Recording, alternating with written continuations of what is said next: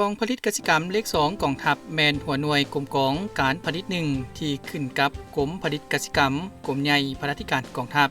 มีหน้าที่ทำการผลิตปลูกฝังและเลี้ยงสัตว์เพื่อสร้างรายได้เสริมให้แก่กองทัพบ่รวมบ่เฉพาะแมนการผลิตลูกปลาลูกกบไก่พันไข่หมูซีนและประเภทพืชผักอื่นๆจำนวนหนึ่งรับประกันแก่ชีวิตการเป็นอยู่ให้พนักงานนักรบของกรมกองสหายพันโทบุญนำพิมพ์พจันทร์หัวหน้ากองผลิตกสิกรรมเลข2กองทัพได้ให้สัมภาษณ์ว่ากองผลิตกสิกรรมเลข2พวกเฮาเนาะถือว่ามีพระราชบทบาทหน้าที่ที่ว่ารับใช้ให้แก่กองทัพโดยเฉพาะเนาะภายใต้การชี้นำพาโดยกองทัพด้านของกระทรวงป้องกันประเทศฉะนั้นพระราชบทบาทของพวกเฮาอันที่1น่ะมันเฮ็ดเวียกงานผลิตกสิกรรมปลูกฝังและเลี้ยงสัตว์เนาะถือว่าเป็นหน้าที่ใจกลางของกรมกองเนาะเป็นพระราชบทบาท1อันที่2มันเป็นบ่อนฝึกอบรมเนาะเวียกงานกสิกรรมที่มันปลูกฝังและเลี้ยงสัตว์เนาะภาคปฏิบัติตัวจริงให้แก่กำลังหลวงและกำลังท้องถิ่นในขอบเขตทั่วกองทัพนอกจากนั้นก็แม่นได้เป็นบ่อนฝึกอบรมให้แก่นักศึกษาเนาะที่มาจากโรงเรียนกสิกรรมต่างๆเป็นโรงเรียนเทคนิคแขมิงจันทร์เทคนิคตรงคำสร้างกสิกรรมปากเซและก็อื่นๆโดยปฏิบัติตามทิศสีน้ำของกรมใหญ่พระราชการกองทัพคณะพักคณะบัญชาได้ลงใกล้ชิดติดแทศเอาใจใส่ศึกษาผมการเมืองแนวคิดให้พนักงานนักรบให้มีแนวคิดอุ่นเอียนทุนเทียงต่อเวียกงานวิชาเฉพาะของกรมกองมอบหมายให้มีความสำเร็จอย่างสูงอันที่1มันมีหน้าที่เฮ็ดเวียกงานป้องกันสัตว์ป้องกันความสงบนะว่าตามคำสั่งแนะนำก็คือมติคำสั่งของคันเทิงเนาะโดยเฉพาะมันรักษาความสงบปลอดภัยเนาะในกลุ่มในขอบเขตค่ายครูกลุ่มกองที่พวกเราสังกัดอยู่ให้ปลอดภัยเนาะอันที่2มันเฮ็ดหน้าที่ศึกษาอบรมการเมืองและภารกิจให้แก่พนักงานนักรบเนาะให้มีความมุ่งมั่นเทื่อนเครื่องเชื่อมั่นต่อการนำพาของพรรครัฐจัดตั้งมติคำสั่งและก็เฮ็ดสำเร็จหน้าที่ที่การจัดตั้งคันเทิงมอบหมายให้เนาะอันที่3เนาะพวกเราก็แม่นถือว่าเฮ็ดเวียกงานทำการผลิตปลูกฝังและเลี้ยงสัตว์เนาะถือว่าเวียกงานใจกลางของกลุ่มกองเนาะว่าเวียกงานผลิตนี้แม่นเป็นหน้าที่พระบทบาทที่สำคัญของกลุ่มกองเนาะภายใต้การชี้นำพาของกระทรวงป้องกันประเทศและก็กลุ่มใหญ่พลาก็คือกรมผลิตกสิกรรมเนาะถือว่าพวกเราได้ผลิตเป็นแผนแต่ละปี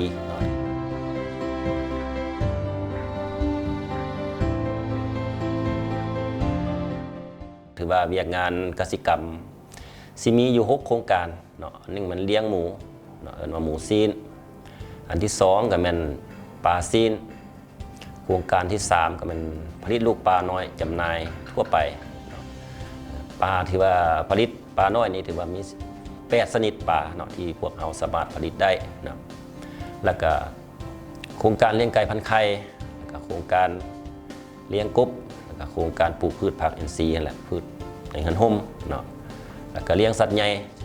การผลิตของพวกเรานี่ในปีผ่านมาพวกเราก็ถือว่าสามารถจัดตั้งปฏิบัติผ่านมาได้ก็ได้80%กว่าของแผนการเนาะฉะนั้นสร้างรายรับได้ถือว่า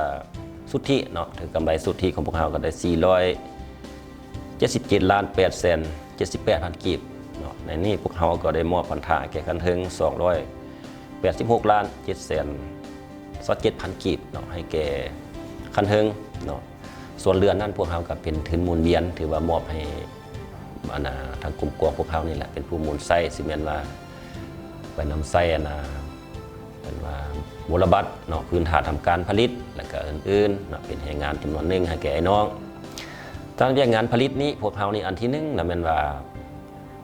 เป็นเว้าอย่างนึงก็เป็นคลังสำรองให้แก่ทางกระทรวงเนาะเพราะว่าโดยเฉพาะแม่นปลาซีนหมูไข่เนาะ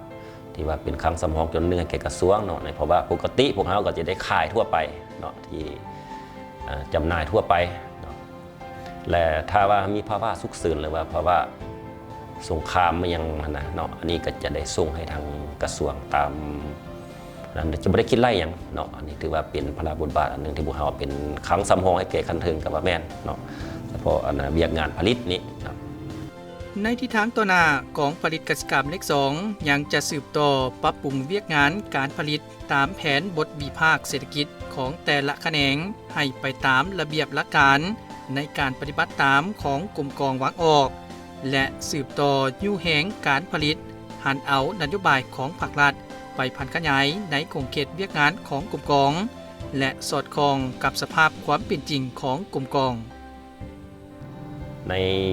บรรยากาศเกินว่าเพื่อเฉลิมฉลองเนาะวันสร้างตั้งเราลบพระราธิการครบรอบ70 ปีใกล้จะมาถึงนี้เนาะ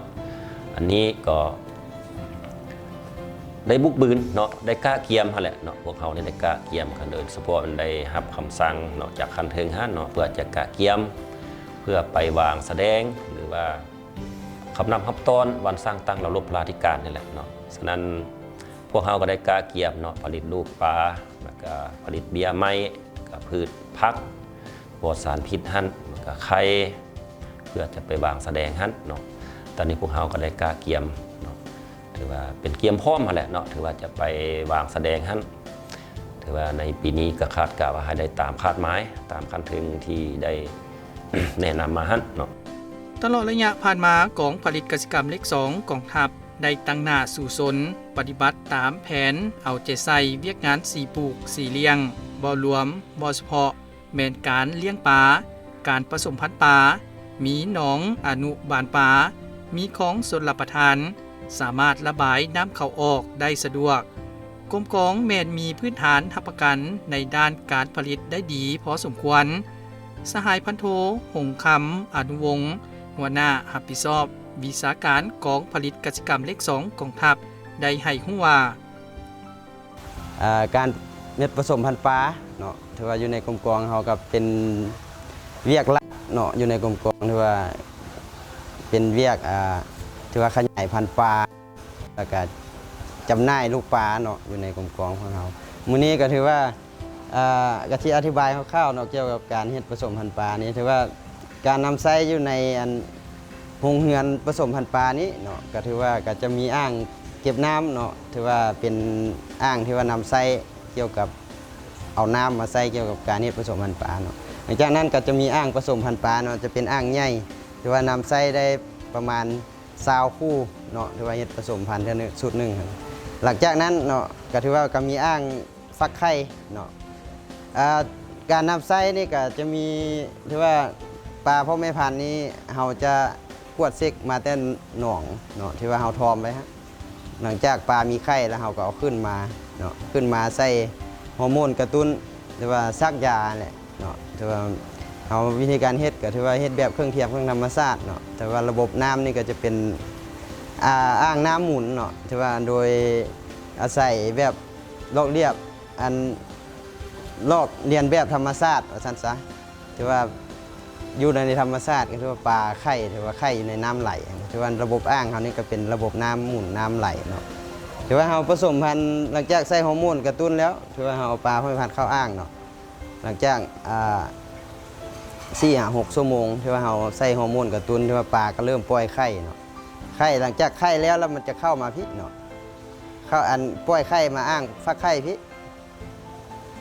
ปล่อยอ่างมาปล่อยไข่มาอ่างฟักไข่ถือว่าหลังจาก14 ชั่วโมงถือว่าไข่ก็เริ่มแตกออกเป็นโตเนาะที่ว่าเราเห็นอยู่ในอ่างครับหลังจากไข่แตกเนาะถือว่าในระยะทำอิฐถือว่าเราก็บ่ทันได้ให้อาหารอย่างเนาะถือว่ามันยังมีถงไข่ถือว่าล่อเลี้ยงโตมันได้อยู่ประมาณ12 ชั่วโมงเนาะหลังจากนั้นได้24 ชั่วโมงเราก็เริ่มให้อาหารเสริมเนาะจะเป็นพวกไข่แดงถือว่ามอนไข่ถือว่าเราต้มซุกแล้วเอาแต่ไข่เหลืองตีใส่น้ำแล้วถือว่าเกลืออนุบาลอยู่ในอ่างนี้3 มื้อเนาะสิ่งที่ควรเอาใจใส่เนาะเกี่ยวกับ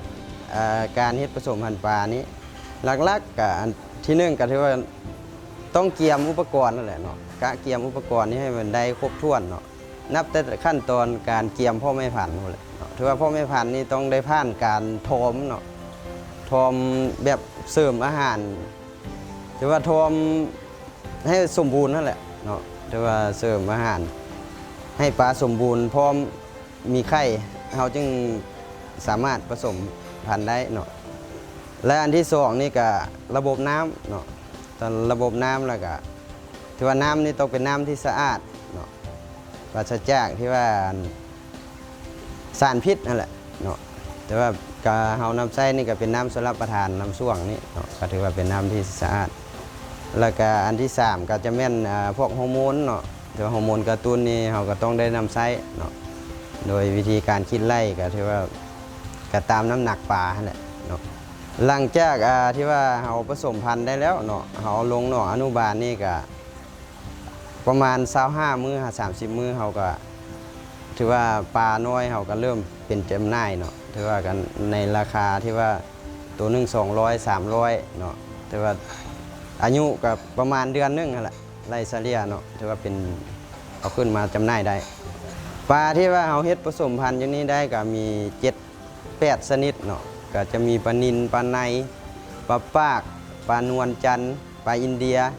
เกล็ดแหลมหัวใหญ่แล้วก็ปลาดุกพันธุ์รัสเซียเนาะเจ้าคันว่ามีความสนใจเนาะก็ถือว่าเข้ามาที่ว่า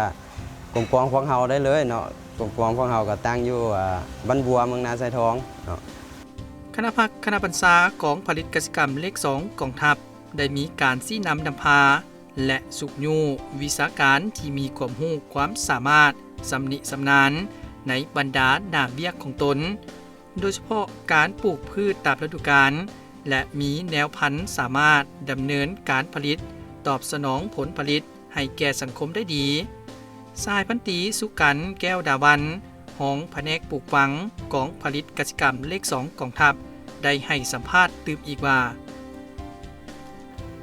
ปลูกในเฮือนโฮมเสมอนี้แล้วมันพืชผักที่ว่าตามตลาดที่ว่าต้องการก็คือมันผักกาดผักบ้งหอมป้อมเป็นต้นเนาะนอกจากนี้ถ้าเราก็ยังปลูกตืมก็เป็นต้นก็มักทั่วแล้วก็มักแตงเนาะมักนาวถือว่ารวมๆแล้วก็รวมอยู่20ปลายชนิดเนาะที่เราปลูกเนาะแต่ว่าขึ้นกับตามฤดูกาลที่ว่าฤดูใดที่ว่าเขาเหมาะสมปลูกอันใดเป็นต้นก็คือฤดูนี้เหมาะแก่การปลูกผักบ้งบ่หรือว่าผักหอมเซเนอรี่บ่มักแตงบ่ได้เขาก็มันมูลปลูกไปเนาะ